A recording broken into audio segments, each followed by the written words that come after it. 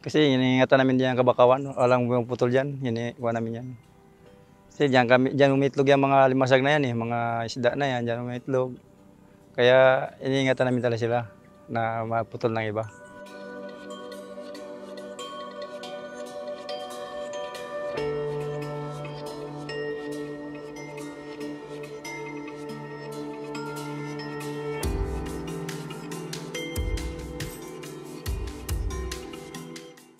The mangroves, walang barrier na that would filter or regulate, mitigate the soil coming from the upland.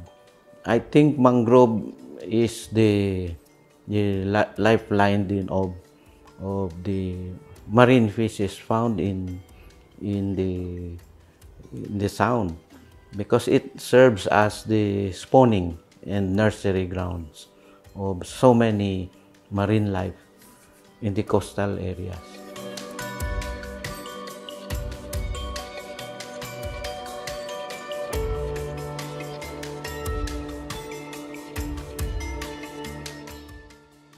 Kumbaga kami, binigyan din naman kami ng maintenance and protection.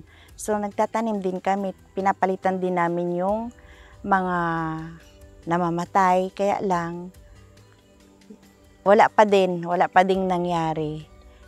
Mga nakita ko pong mga factors na nakaapekto ng ating mababang survival rate ay yung unang-una doon ay yung suitability assessment or yung pagkakandak ng site assessment doon sa area before tayo magtanim para mapag-aralan natin yung area before natin establish yung plantation.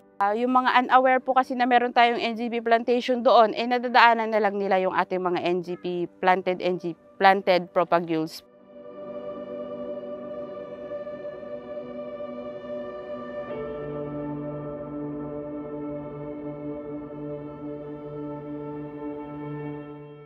Kagaya niyan, pag malapad ang hibas, namumulot kami dyan ng bunga ng bakaw dati dyan. Tapos tinatanim namin dyan sa mga, yung may agwat-agwat ba? Yung mga agwat na puno, tinataniman namin yan. Para makadagdag ng mga bakaw. Yung dami, para yung isda. Hindi sila matakot na sabi, madalang na yung bakaw. Kahit na yun sa mangrove, hindi namin kayang bantayan siya ng 24/7. So, ang ginagawa namin, nakikipag-collaborate kami sa barangay officials, mga porok leaders, IP leaders, para yun ang katuwang namin na mag-disseminate ng mga bakit ba bawal putulin ang mga mangrove. So,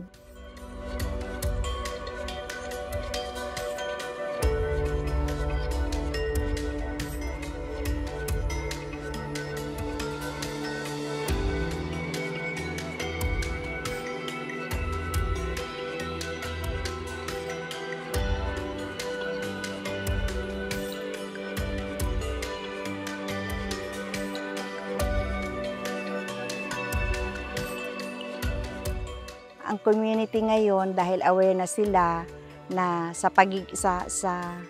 kapakinabangan ng mangroves, so tulong-tulong na kami. Kaya sa pagiging matatag ng community, nandyan din ang katatagan ng mangroves, vice versa.